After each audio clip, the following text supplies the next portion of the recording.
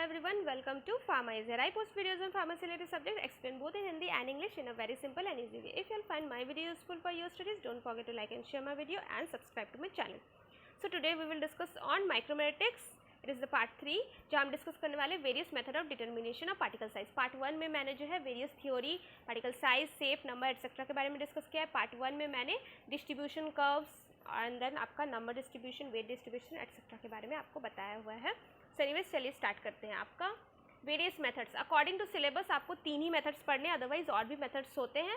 तो according to PCI syllabus हम यहाँ पे डिस्कस करेंगे about microscopic technique, sieving technique and sedimentation technique. तो स्टार्ट करते हैं माइक्रोस्कोपिक अदरवाइज ऑप्टिकल मेथड के बारे में. ठीक है, यहाँ पर आपका किस तरह के साइजेस को आप डिटरमाइन कर सकते हो. 0.2 से लेकर के 100 माइक्रोमीटर, सबसे स्मॉलेस्ट पार्टिकल साइजेस का अगर आपको डिटर्मिनेशन करना है तो माइक्रोस्कोपिक मेथड ही आपका बेस्ट होता है. यहाँ पे आप साइज डिटरमाइन करते हो डीपी यानी प्रोजेक्टेड डायमीटर के अकॉर्डिंग. आपको मैंने पार्ट 1 में बताया हुआ है कि कैसे साइज डिटरमाइन किया जाता है. अलग अलग डायमीटर्स का हम इस्तेमाल करते हैं साइज को डिटरमाइन करने के लिए. जनरली जब कोई भी पाउडर में हम कन्वर्ट करते हैं किसी भी सब्सटेंस को, जब हम उससे साइज रिडक्शन करते हैं तो जनरली वो जो है स्पेरिकल दिखते हैं, गोल होते हैं. तो गोल होने की वजह से हम डायमीटर के द्वारा, लेंथ, ब्रेथ, हाइट ये सब यूज़ नहीं करते, डायमीटर के द्वारा हम मेजरमेंट करते हैं. ओके, सो आपका जो है डायमीटर्स का इस्तेमाल होता है.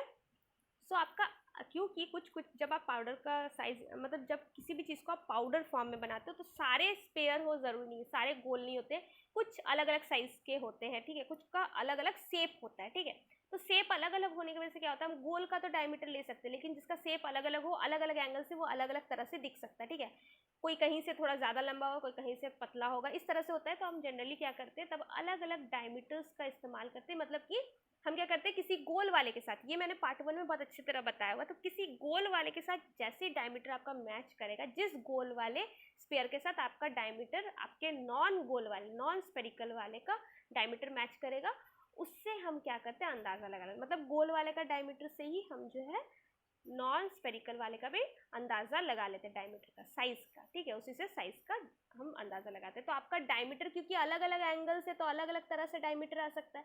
तो हम क्या करते हैं, यहाँ पे बहुत सारा डायमीटर्स का इस्तेमाल करते हैं. फॉर एग्जांपल यहाँ पे हम इस्तेमाल करते हैं प्रोजेक्टेड डायमीटर. प्रोजेक्टेड डायमीटर यानी कि माइक्रोस्कोप के अंदर जब आप देख रहे हो तो माइक्रोस्कोप के अंदर आपको क्या होता है, एक पिक्चर की तरह दिखेगा, 2D इमेज दिखेगा. ठीक है, तो आपका क्या होगा, जिस गोल वाले का इमेज में डायमीटर आपका किसी नॉन स्पेरिकल वाले के इमेज के डायमीटर के जैसा ही दिखे, तो हम क्या करेंगे, गोल वाले का डायमीटर को हम काउंट कर लेंगे, वही गोल वाले का डायमीटर आपका नॉन स्पेरिकल या नॉन सिमेट्रिक वाला, एसिमेट्रिक वाले पार्टिकल का भी वही डायमीटर, वही साइज हम मान लेंगे. ठीक है, तो इस तरह से आपका प्रोजेक्टेड डायमीटर होता है. ठीक है, जहाँ पे आपका गिवन भी है कि diameter of a sphere having the same area, मतलब सेम एरिया हो एज द एसिमेट्रिकल. ठीक है, मतलब माइक्रोस्कोप के अंदर देख रहे हैं, सेम आपको एरिया दिख रहा है. ठीक है, मतलब आपका स्फीयर का तो एरिया का फॉर्मूला आपको पता है, सरफेस एरिया. ठीक है, तो उसका सरफेस एरिया जो होगा आपका एसिमेट्रिक वाले का भी सेम होगा. ठीक है, जिसका आपको माइक्रोस्कोप के अंदर सेम एरिया दिखता हो. ठीक है, सेम एरिया हो, उसका डायमीटर ही आपका स्फीयर वाले का डायमीटर ही आपका नॉन स्फीयर वाले का भी हो जाएगा. ठीक है, तो इसके द्वारा आप नंबर डिस्ट्रीब्यूशन, आप जो है नंबर काउंट कर सकते हो सैम्पल्स का, क्योंकि आपको नंबर कैसे काउंट कर सकते हो, आपको दिखेगा फोटो में, तो आपको एक एक साइज रेंज में, जैसे 1 माइक्रोमीटर में कितने सारे हैं, फिर आपका 1 से लेकर 2 के कितने सारे हैं, 2 से लेकर 3 के कितने सारे, आपको दिख जाएगा, आप काउंट कर सकते हो इजीली. तो आपको नंबर डिस्ट्रीब्यूशन मिलता है. वेट डिस्ट्रीब्यूशन, आप यहाँ वजन तो नहीं कर सकते कि 0 से 1 माइक्रोमीटर वाले कितना वजन के. ठीक है, यहाँ पे काउंटिंग होता है, तो नंबर डिस्ट्रीब्यूशन आपको पता चलता है. ऑप्टिकल मेथड का यूज़ क्या है, सस्पेंशन, इमल्शन, एरोसोल्स, इसमें आपको पार्टिकल साइज डिटरमिनेशन में मदद मिलता है. सस्पेंशन में जो पार्टिकल्स तैर रहे हैं उसका कितना साइज है, इमल्शन में जो ग्लोब्यूल्स तैर रहे हैं उसका कितना साइज है, या फिर एरोसोल्स, एरोसोल यानी गैस में आपका ड्रग तैरता है तो वो उसका कितना साइज है. आगे बढ़ते हैं. आपका मेथड यहाँ पर क्या है, आपका आई पीस पहले आपको सेट करना, माइक्रोस्कोप का जो आई पीस है उसे आपको फिट करना है. ठीक है, आपका उससे कैलिब्रेट भी करना है. आई पीस को कैलिब्रेट क्यों करना है, मतलब एडजस्ट करना है जिससे आपको क्लियरली सैंपल दिखे. देन आपको क्या करना है, सैंपल का सस्पेंशन बनाना है, यानी कि जिस ड्रग पाउडर का हमको साइज डिटरमाइन करना है, मतलब पार्टिकल साइज काउंट करना है, जानना है पार्टिकल साइज. सैंपल ड्रग लिया, उसका कितना पार्टिकल्स है. ठीक है, सैंपल ड्रग में कितने कितने आपका क्या पार्टिकल साइज में वो है, वो जानने के लिए आपको क्या करना होगा, उसका सस्पेंशन तैयार करना होगा. सस्पेंशन कैसे तैयार करेंगे, किसी ऐसे सॉल्वेंट के अंदर हम ऐड करेंगे उस ड्रग पार्टिकल को जिसमें वो घुले नहीं. ऐसा सॉल्वेंट या ऐसा लिक्विड का हम इस्तेमाल करेंगे, ऐसा व्हीकल जिसमें वो घुलेगा नहीं, जिसमें वो तैरेगा, सस्पेंशन बन जाएगा, ठीक है। देन आपको क्या करना है, सस्पेंशन बना लेने के बाद सस्पेंशन का जस्ट एक ड्रॉप आपको क्या करना है, पार्टिकल साइज जानना है ना, सैंपल का क्या साइज है, ठीक है। आप एक ड्रॉप लो किसी स्लाइड में और माइक्रोस्कोप के अंडर आप देखकर ऑब्जर्व करो, आपको वहाँ पे कम से कम 625 पार्टिकल्स, आपको एक नहीं कम से कम 625 पार्टिकल्स आपको काउंट करने होंगे। काउंट करने से आपको पता चलेगा एक्चुअल किस पार्टिकल साइज में है वो सैंपल, क्योंकि थोड़ा बहुत तो ऊपर नीचे होगा, आपको मीन पार्टिकल साइज ही निकालना होगा, ठीक है। एग्जैक्ट तो आपको नहीं मिलेगा, आपको मीन निकालना होगा, ठीक है। हो सकता है कुछ 2 माइक्रोन्स वाले हो, ठीक है, 625 में हो सकता है 200 पार्टिकल्स 2 माइक्रोन्स के हो, 0 से लेकर 2, कुछ हो सकते हैं 2 से लेकर के 3, कुछ हो सकते हैं 3 से लेकर 4, ठीक है, 4 से लेकर 5, तो आपको 0 से 5 के साइज के आपको मिलेंगे, तो उसका आप मीन निकालोगे, उससे आपका निकल जाएगा कि हाँ इतने पार्टिकल साइज वाले मेरे सैंपल के पाउडर्स का साइज है, ठीक है। तो इसलिए 625 कम से कम पार्टिकल्स हमें काउंट करना होता है सही एग्जैक्ट मीन जानने के लिए। देन आपका, क्योंकि क्या रीज़न है, आपका तो सारा स्पेरिकल नहीं है, इसलिए लार्ज सैंपल आपको ज़रूरत पड़ता है, सारा तो गोल नहीं है, किसी का किस एंगल से कैसा दिखेगा, किस एंगल से क्या दिखेगा, इस वजह से आपका जो है कम से कम 625 पार्टिकल्स आपको काउंट करने होते हैं। देन यहाँ पे आपका क्या होता है, उसके बाद आप साइज डिस्ट्रीब्यूशन कर्व, ठीक है, आपको वेरियस कर्व के मैंने बताया है, साइज फ्रीक्वेंसी डिस्ट्रीब्यूशन कर्व आपको जो है सो ड्रॉ करना है। इसमें क्या होता है, साइज फ्रीक्वेंसी डिस्ट्रीब्यूशन आपका क्या है, सो आपका यहाँ पर साइज फ्रीक्वेंसी डिस्ट्रीब्यूशन मतलब आपका वेरियस साइज का जो रेंज है, ठीक है, मतलब 0 से 1 वाले कितने सारे पार्टिकल्स है, 100 पार्टिकल्स है, 1 से 2 वाले कितने हैं, ठीक है। तो आपका साइज का जो रेंज है दैट इज साइज फ्रीक्वेंसी, उसके साथ कितने नंबर ऑफ पार्टिकल्स है वो आपको वैसे ग्राफ प्लॉट करके आपको जो है सो डायमीटर निकालना है, ठीक है। यहाँ पे आपका जो डायमीटर होगा उसको आप बेहतर तरीके से जानने के लिए क्या कर सकते हैं, सिंपली उनका फोटोग्राफ्स, अगर आपको एट ए टाइम देख करके माइक्रोस्कोप में देखते हुए काउंट करने में दिक्कत हो रहा है तो आप उसका फोटोग्राफ्स ले लो, फोटोग्राफ लेकर आप उसका आराम से जो है, क्योंकि आपका माइक्रोस्कोप रेंज में वो फोटोग्राफ लिया जाएगा तो आपको वो सीधा सीधा दिखा जाएगा कितना माइक्रोमीटर साइज का वो पार्टिकल्स है, आप फोटोग्राफ लेकर के इजीली काउंट कर सकते हो। सो इसके साथ आपका एडवांटेज डिसएडवांटेज, एडवांटेज क्या है, यहाँ पे आपको आंखों से दिखेगा पार्टिकल्स। देन आपका यहाँ पर अगर पार्टिकल्स आपस में एग्लूमिनेट यानी चिपकता है तो आपको साफ दिखेगा, पाउडर अगर खराब हो गया वो भी दिखेगा। देन आपका मोशन से रोक सकते हो, ठीक है। जनरली क्या होता है, सस्पेंशन में जो पार्टिकल्स डिस्पर्स हो रहे हैं, मतलब तैर रहे हैं, वो आपका हो सकता है कि मोशन में हो, तैरते ही रहे, हिलते रहे, तो आप क्या कर सकते हो, इसके ऊपर एक कवर स्लिप लगा दो, जो सैंपल आपने स्लाइड के ऊपर रखा है, स्लाइड के ऊपर मतलब जो सैंपल है, सैंपल के ऊपर एक कवर स्लिप चला दो तो आपका हिलेगा नहीं, आप आराम से उसको डिटेक्ट कर सकते हो। देन ईजी एंड सिंपल, आप सिंपली आंखों से देखोगे आपको साइज पता चल जाएगा। डिसएडवांटेज क्या है, डिसएडवांटेज ये है कि यहाँ पे आपको 2D इमेज दिखता है, ठीक है, उसका चौड़ाई नहीं दिखेगा, लेंथ एंड ब्रेथ, सिर्फ डायमीटर से आपको चौड़ाई, मतलब जो स्पेयर है स्पेयर को आपको सर्कल वाइज दिखेगा, पूरा गोल राउंड बॉल जैसा नहीं दिखेगा। लार्ज सैंपल काउंट करने का जरूरत पड़ता है तो इस वजह से क्या होता है आपका slow and tedious, large samples को काउंट करने की वजह से बहुत स्लो आपका 625 पार्टिकल्स काउंट करना है। नेक्स्ट आपका चलते हैं सीविंग मेथड। सीविंग मेथड में आपका पार्टिकल साइज का रेंज होना चाहिए 15 से लेकर 1500 तक, ठीक है। यहाँ पे आपका क्या है, यहाँ पे आप डायमीटर सीव डायमीटर का इस्तेमाल करते हो, सीव डायमीटर से आप साइज डिटरमाइन करते हो। सीव डायमीटर क्या है, आप छन्नी से जब छान रहे हो पार्टिकल्स को तो जो आप, क्योंकि उसमें पार्टिकल पाउडर पार्टिकल्स में कुछ गोल होंगे कुछ नॉन गोल भी होंगे, तो जब आप छान रहे हो तो जिस छन्नी से कुछ गोल पार्टिकल्स भी छन गए और कुछ नॉन स्पेरिकल भी छन गए, तो आपका नॉन स्पेरिकल वाले का तो डायमीटर हम अंदाजा नहीं कर सकते हैं, जो स्पेरिकल वाला उस छन्नी से पार हुआ उस स्पेरिकल वाले का क्या डायमीटर था, उस डायमीटर से हम अंदाजा लगाएंगे आपका नॉन स्पेरिकल वाले का, ठीक है। उस स्पेरिकल वाले का डायमीटर साइज से आपको नॉन स्पेरिकल वाले का डायमीटर साइज मिल जाएगा, तो दैट इज कॉल्ड सीव डायमीटर, क्योंकि छन्नी से छना हुआ डायमीटर्स का हम इस्तेमाल करें, पार्टिकल्स का हम इक्विवेलेंट स्पेयर से नॉन स्पेयर वाले का भी निकाल रहे हैं, ठीक है।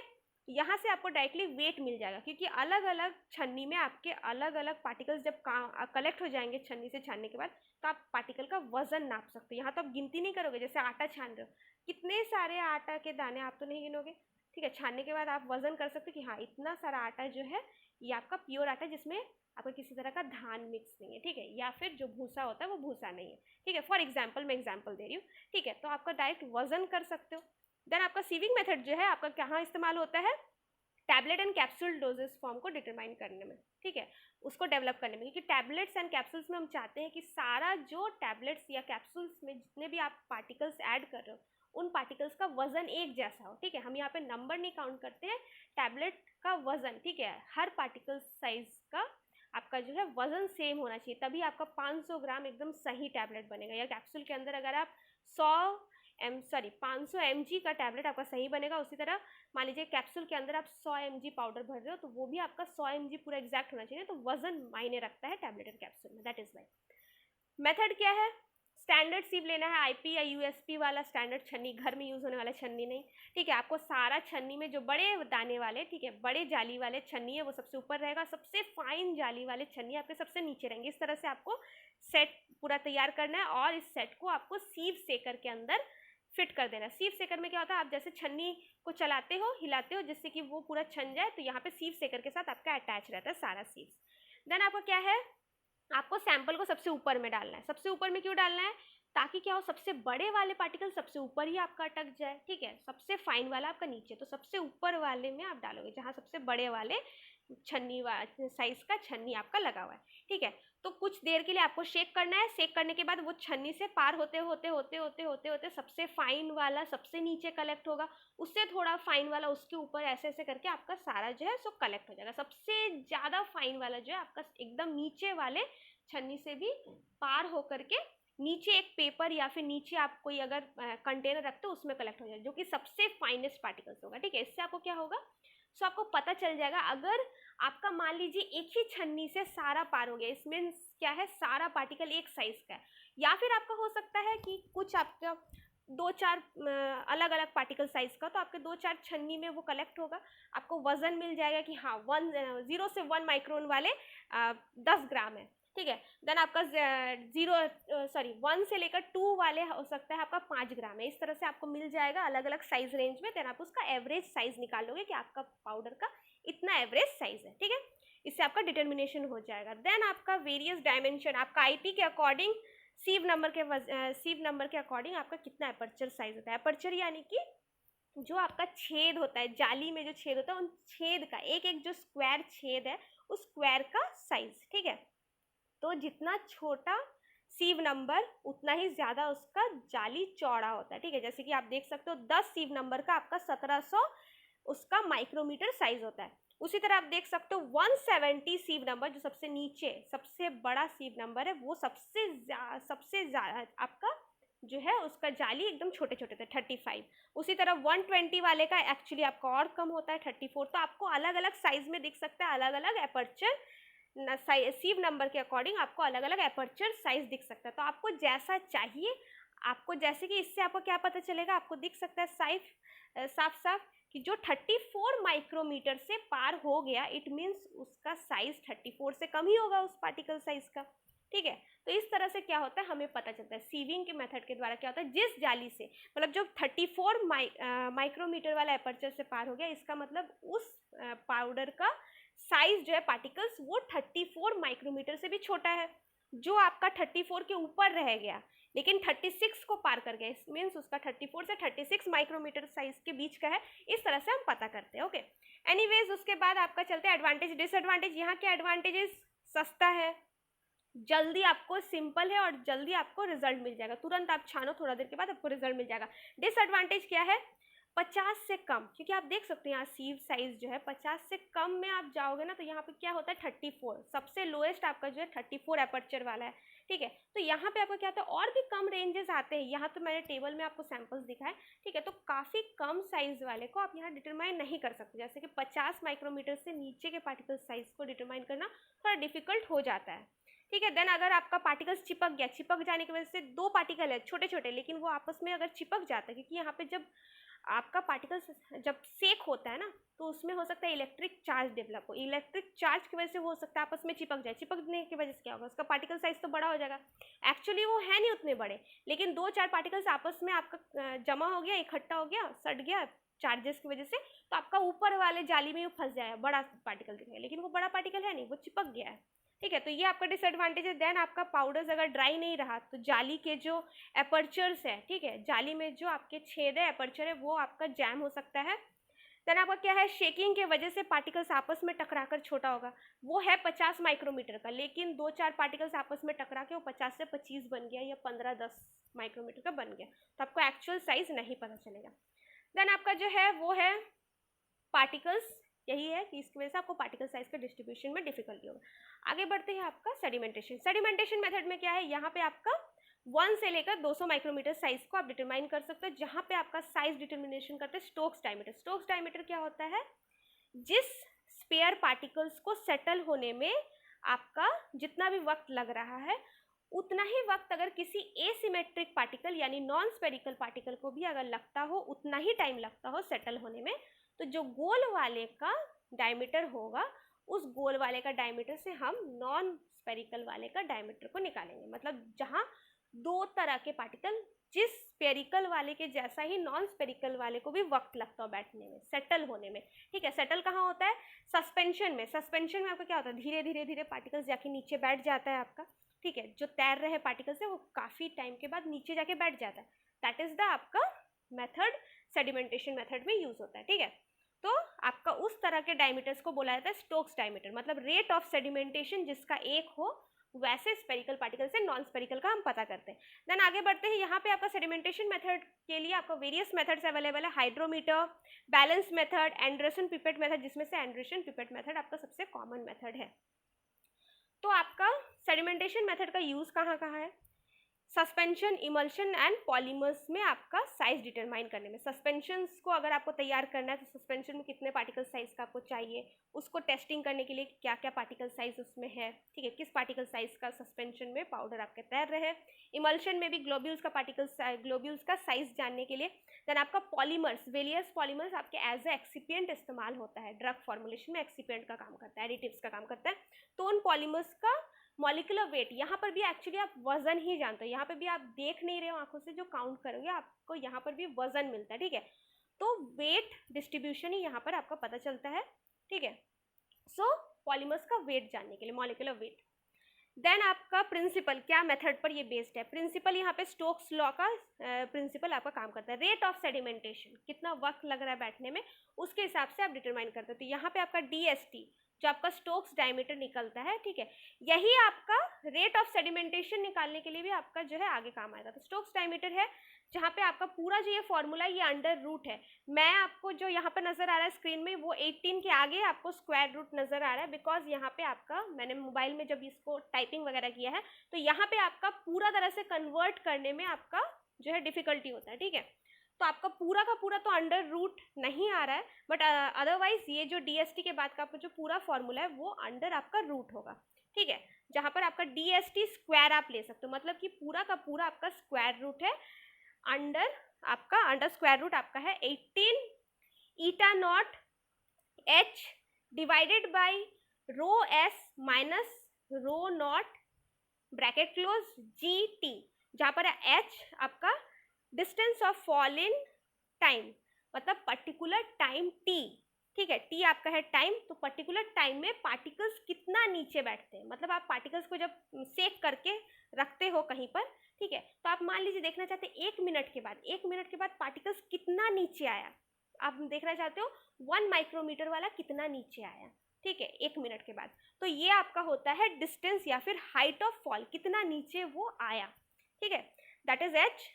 आपका ईटा नॉट है विस्कोसिटी ऑफ द मीडियम, जिस मीडियम में आपने डाला है, जिस सॉल्वेंट में आपने तैरा है, उस सॉल्वेंट का विस्कोसिटी क्या है, मतलब कितना गाढ़ा है। देन आगे बढ़ते हैं, आपका रो S है पार्टिकल्स का डेंसिटी, मतलब पार्टिकल्स कितने भारी है।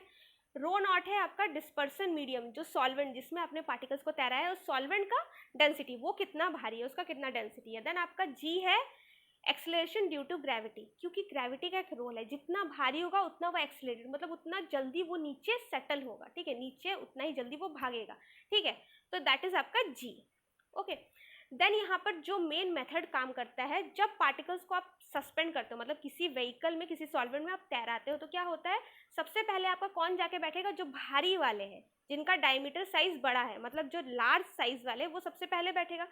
और उसके बाद आपका जो छोटा उससे जो छोटा होगा बीच में जितने पार्टिकल साइज है वो उसके बाद बैठेगा। सबसे लास्ट में आपका जो सबसे फाइन पार्टिकल्स है वो जाके नीचे बैठेगा। ठीक है, आपका बैठ तो जाएगा, जो तैर रहा है वो धीरे धीरे धीरे आपका सस्पेंशन में नीचे जाके बैठेगा, लेकिन भारी वाला सबसे पहले एंड सबसे छोटा वाला सबसे लास्ट में जाके नीचे बैठता है, क्योंकि वो हल्का है तो उसमें टेंडेंसी ज़्यादा देर तक तैरने का होगा। जो भारी है, बड़ा है, उसमें टेंडेंसी नहीं होगा तैरने का, तुरंत जाकर बैठ जाएगा थोड़ी देर में। मेथड क्या है यहाँ पे? एंडरसन एपरेटस के बारे में जानते हैं। एंडरसन एपरेटस में आपका एक सिलेंड्रिकल वेसल होता है जो 550 ml का होता है, स्टॉपर लगा हुआ होता है। ठीक है, स्टॉपर के साथ आता है आपका। यहाँ अंदर का डायमीटर होता है 5.5 सेंटीमीटर। इसके अंदर आप 10 ml का एक पिपेट फिट करते हो। एक साथ आपका अटैच नहीं आता है, लेकिन आपका जब इंस्ट्रूमेंट एक्सपेरिमेंट चलता है तब पिपेट आप लगाते हो उसमें 10 ml का। स्टॉपर को हटाने के बाद आप पिपेट उसमें लगा देते हो। जो फिक्स आपका रहता है, नीचे एक स्टॉपर टाइप का लगाया था जिससे आपका पिपेट जो है वो फिक्स हो जाए। ठीक है, हिले नहीं, सिलेंडर में फिक्स हो जाए। ठीक है, इस पिपेट में आपका जो है 2 वे स्टॉप कॉर्क रहता है, यानी कि दो तरफ से आप बंद कर सकते हो इस पिपेट को। क्यों? क्योंकि यहाँ पे एक साइड में जैसे नल होता है, ठीक है, उसी तरह एक साइड ट्यूब लगा रहता है इस पिपेट में। ठीक है, पिपेट क्या होता है? एक तरह का पाइप होता है जिससे आप सक्शन प्रोड्यूस करते हो, मतलब जिससे आप खींच सकते हो। पाइप है जिससे आप खींच सकते हो केमिकल्स को। ठीक है, अंदर से किसी डब्बे के अंदर, बॉटल के अंदर से पाइप को पाइप की मदद से जैसे खींचते हैं, पिपेट बिल्कुल वैसा पाइप का मदद करता है। ठीक है, पाइप की तरह होता है जिससे आप खींच सकते हो सैंपल को। तो सैंपल निकालने के लिए एक नल रहता है जिसको आप साइड ट्यूब कह रहे हैं, और उसे आप दो तरह से बंद कर सकते हो। 2 वे स्टॉप कॉर्क है। देन आपका क्या है? इस पिपेट को आप सिलेंडर में लगाओगे, सस्पेंशन ये स्टॉपर को खोलोगे, और स्टॉपर को खोलने के बाद सिलेंडर के अंदर ही हमें पिपेट को लगाना होता है। पिपेट को ऐसे लगाते हैं कि पिपेट का जो नीचे का पोर्शन होता है, थोड़ा सा पॉइंटेड पोर्शन होता है पिपेट का, अगर आपने देखा होगा लेबोरेटरी में, तो ये जो पॉइंटेड पोर्शन है वो आपका सस्पेंशन का 20 सेंटीमीटर के अंदर डूबा हुआ होना चाहिए। तो सस्पेंशन के 20 सेंटीमीटर नीचे आपका डूबा हुआ होना चाहिए। तो आपका मेथड क्या है? आपको 1 से 2% सस्पेंशन बनाना है, यानी कि सॉल्वेंट में आप 1 से 2% ही सैंपल डालोगे। जो आपका सॉल्वेंट होगा उसमें 1 से 2%, जैसे कि मान लीजिए अगर आपका 100 ml सॉल्वेंट है तो उसमें 1 या 2 आपका mg ही, ठीक है, 1 या 2 मिलीग्राम आप सस्पेंशन को डालोगे। इस तरह से आपका 1 से 2% सस्पेंशन आपको बनाना है, और उसमें आपको डीफ्लॉकुलेटिंग एजेंट ऐड करना है। डीफ्लॉकुलेटिंग एजेंट ऐड करने से क्या होगा? फ्लॉकुलेशन होने से रोकेगा, यानी पार्टिकल्स को आपस में चिपकने नहीं देगा, एग्रीगेशन नहीं होने देगा। ठीक है, पार्टिकल्स आपस में चिपकेंगे नहीं, सारे पार्टिकल्स अलग होकर तैरेगा। ठीक है, देन आपको क्या करना है? इस सस्पेंशन को एंडरसन वेसल के अंदर डाल देना है। एंडरसन वेसल आपको 550 ml तक का इसका कैपेसिटी होता है, पूरा 550 ml कैपेसिटी तक भर देना है, जहाँ पर उसका मार्क होगा। ठीक है, वहाँ तक आपको भर देना है। देन आपको स्टॉपर लगा करके, सबसे पहले स्टॉपर लगा के पूरा अच्छे से सेक करना है इस वेसल को। ठीक है, जिससे क्या हो? आपका पार्टिकल सारा यूनिफॉर्मली डिस्ट्रीब्यूट हो जाए, आपका पूरी तरह से फैल जाए। देन आपको क्या करना है? स्टॉपर को हटाना है, पिपेट को लगाना है। पिपेट को लगाने के बाद आपको इस पूरे सेटलमेंट को, यानी कि जो सिलेंडर वेसल है जिसमें कि पिपेट लगा हुआ है, उसको आराम से आपको जो है वाटर बाथ के ऊपर रखना। वाटर बाथ के ऊपर क्यों रखते हैं? ताकि आपका टेम्परेचर आपका मेंटेन रहे, क्योंकि सस्पेंशन इमल्शन में टेम्परेचर मैटर करता है। टेम्परेचर के बढ़ने घटने से सस्पेंशन जो है वो आपका फिर क्या होता है? सस्पेंशन किसी किसी में टेम्परेचर घट जाने से या बढ़ जाने से आपका पार्टिकल्स का जो बैठने का समय है, सेटलमेंट का समय है, वो बदल सकता है, जिसकी वजह से आपको कांस्टेंट टेम्परेचर चाहिए, तो आपको वाटर बाथ के अंदर बैठाना पड़ेगा। देन आपको क्या करना है? अब आपका मेन फंडा यहाँ पे जो प्रिंसिपल मैंने बताया, अलग अलग टाइम पे आपको 10 ml करके, 10 ml का पिपेट है, 10 ml का पिपेट से आपको सैंपल निकालना है। सैंपल कहाँ से निकालोगे? स्टॉपर जो है आपका स्टॉप कॉर्क, उस स्टॉप कॉर्क को आपको ओपन करना है। ओपन करने से आपका जो साइड ट्यूब है, ठीक है, नल की तरह, वहाँ से आपका सैंपल निकल जाएगा। 10-10 ml का पिपेट से आपका सक्शन होगा, 10 ml पिपेट से आएगा सैंपल, और वो सैंपल जो है आपका कलेक्ट हो जाएगा। ठीक है, इस तरह से आपको क्या करना है? कलेक्ट करना है किसी चाइना डिश या फिर ग्लास वाच में। ग्लास वाच या चाइना डिश का आपको वजन पता होना चाहिए, तभी आपको सैंपल का वजन पता चलेगा। क्योंकि अगर आपको डिश का वजन नहीं पता है तो आप कैसे सैंपल को निकालोगे? तो पहले डिश का वजन हम निकालेंगे, तो डिश के वजन से सैंपल का वजन हमको माइनस करना है। सैंपल का वजन चाहिए तो डिश का भी वजन होगा, उसको हमको पता करके रखना है। एनीवेज आगे बढ़ते हैं। सैंपल का आपको क्या करना है? इवापोरेट करना है, सुखा देना है, क्योंकि सैंपल जब आप 10 ml निकालते हो तो ml निकाल रहे हो ना, मतलब आपको क्या हो रहा है? लिक्विड और उसमें जो तैर रहा है सस्पेंशन जो पार्टिकल्स है वो सारा एक साथ आ रहा है, तो आपको ड्राई करना है, सुखाना है, जिससे आपको क्या हो? लिक्विड उड़ जाए, वेपराइज हो जाए, आपका सिर्फ पाउडर बचे। देन आपको क्या करना है?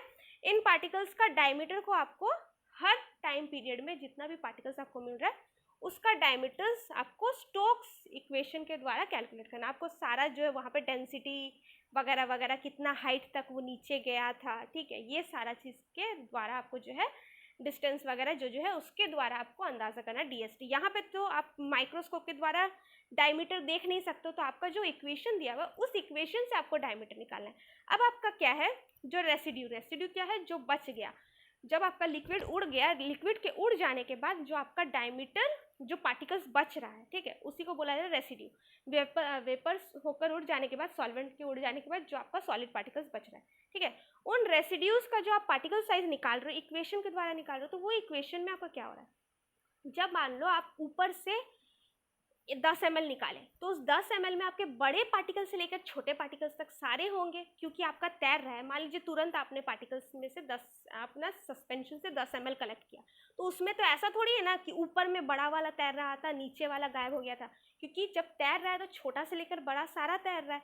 तो आपने जब 10 ml निकाला तो उसमें सबसे बड़े वाले से छोटा वाला होगा, फिर थोड़ा देर के बाद क्या होगा, सबसे बड़ा वाला तो बैठ जाएगा, उसके बाद जो होगा उसके बाद वाला से लेकर के छोटा वाला तक रहेगा, फिर उसके बाद लास्ट में जो है आपका सबसे छोटा वाला सिर्फ तैरेगा, बाकी सारा बैठ चुका होगा। तो इस तरह से होगा ना। अब जब भी सैंपल कलेक्ट करते हो इस इक्वेशन से आपका यही चीज़ दिया हुआ है कि आपका जो साइज ऑब्टेन होगा उसमें आपका क्या होगा, जितने भी पार्टिकल साइज होंगे वो लेसर साइज में होंगे। दैट इज़ वाई आपका जो मेजरमेंट आएगा वो आपका weight under size, exact weight आपको नहीं पता चलेगा, यहाँ पे आपको वेट अंडर साइज, यानी कि जब भी आप कैलकुलेशन करते हो, ठीक है, तो पहला ml जब निकालोगे उसमें हो सकता है 10 micrometre, 8 micrometre, 5 micrometre, 0 micrometre, sorry 0 तो नहीं आपका होगा, 1 माइक्रोमीटर तक या 0.2 माइक्रोमीटर तक, इस तरह से आपका हो सकता है।